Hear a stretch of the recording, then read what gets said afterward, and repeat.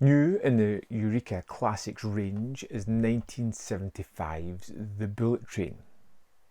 I was really interested in seeing this. I was interested because it's got Sonny Chiba. Why wouldn't I be interested in that?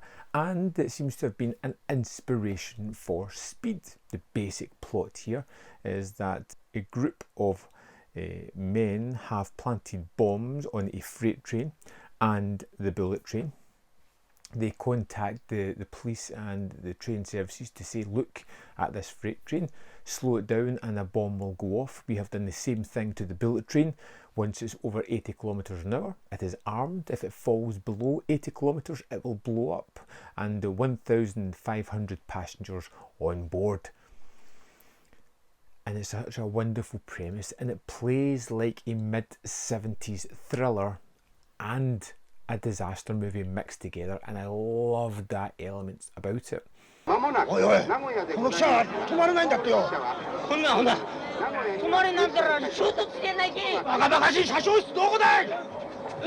thought we were going to spend a lot more time on the train than we actually did, but I didn't mind being elsewhere because there's a few different stories going on here. We have the tale of the passengers stuck on this train, unsure what is going on. We've got the train drivers and people who work on it trying to figure out where this bomb has been hidden. We have the bombers and their group trying to find ways to get the money and escape the police custody, and we have the police investigating the people behind this crime and trying to track them down.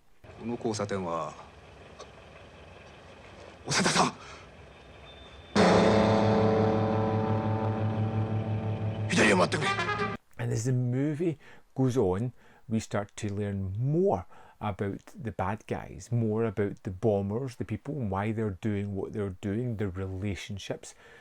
And I found that to be a wonderful aspect of the film because it really allows you to almost empathise with the bad guys. To start off with, they're doing something atrocious. By the end of the movie, you kind of want them to get away with it because you understand what they've gone through, the struggles, the losses that they've had, and you kind of want that cathartic feeling of them getting away, but you understand that they kind of need to be caught at the same time. The constant police pressure of trying to figure out these guys who are extremely well set up and smart, how sometimes through detecting they manage to spring a trap on one of the guys, sometimes through pure luck they manage to stop someone in their tracks.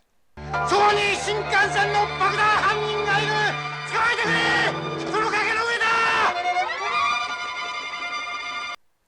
Lots going on, and then the passengers on the train are just wonderful as well. Although we could spend more time with them, we get to see small snippets of them just kind of losing it. You know, they're not getting information, the train's not stopping, seems to be going much slower than it regularly does, and they're just wondering what the hell is going on here.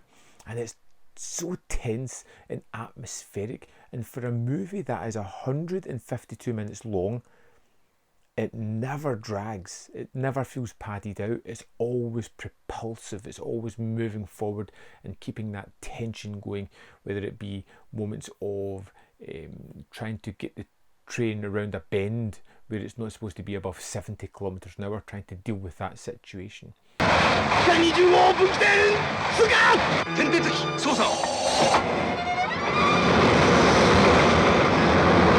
Trying to figure out ways of maybe loosening certain carriages to see if the bomb's there, to see the criminals caught in a situation or trying to evade the police through various drops and having things set up to escape with their money.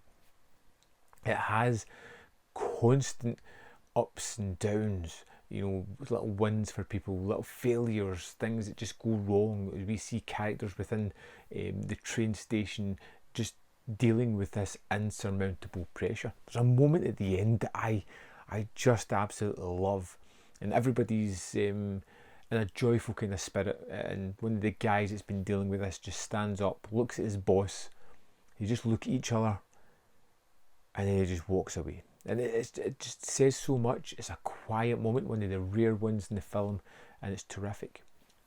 I really like the aspect of the criminals. I loved how throughout the movie they evolved and became characters who were doing things for a reason. Whether or not that was a good enough reason or a reason I bought into, it didn't matter. They were three-dimensional, they were given a purpose, and it added more weight to the film. There's some wonderful use of miniatures in this as well with the trains, certain things that they just couldn't do. And to be honest, I kind of like miniatures. There's just a tactile feel to them.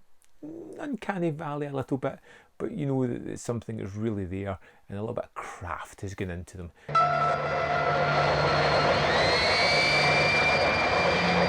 I loved the Bullet Train. I thought it was tremendous for its 2.5 hour running time. I was hooked at this one, and I would thoroughly recommend. Great performances, cinematography, great characters, a tense, atmospheric movie that will go under your skin and drive the anxiety. Something rotten with this one. It's terrific. I would say yes, pick up the Bullet Train, check it out.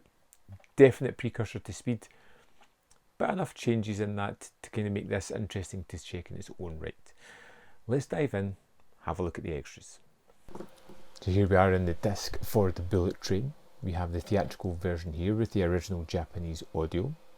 We have a commentary by Tom Mez and Jasper Sharp, and we have it without English subtitles. There is also the export version, which is dubbed, which runs at 1 hour 54 minutes. We have Off the Rails, Yunya Sato's biographers on the making of the Bullet Train, which runs at 20 minutes 12 seconds. And we have a film writer and a critic. They're talking about the cast, they're talking about how it was inspired by the Doomsday Flight, and about the 90 minutes cut, which pretty much removes all the backstory for the villains, as well as many other stories. Tony Raines on the Bullet Train is 26 minutes 52 seconds. He talks a little bit about Toei Studios, talks a little bit about the train route for a little moment, the cast and how Sonny Chiba was marketed as the main star because he was more popular in the West at the time. Next up we have Kim Newman on the Mad Bombers in Cinema, which is 16 minutes 22. Great extra, just running through some great, crazed mad bombers in movies. It's one that you may want to have a pen and a bit of paper with you to list some films down that you may want to watch or rewatch. Big Movie, Big Panic, an archival featurette is 24 minutes 41 seconds. It's great seeing something from the time or a little bit previous to this, talking about the film and the impact and how it's kind of grown since then. It's a great addition, and as well as that we have 2 trailers. We have Riding the Bullet Train, which is an essay within the booklet by Barry Forshaw, talking a lot about the film, about the commercial instincts of Toei Studio, talking about some of the actors. It's a great read, quick and easy as well.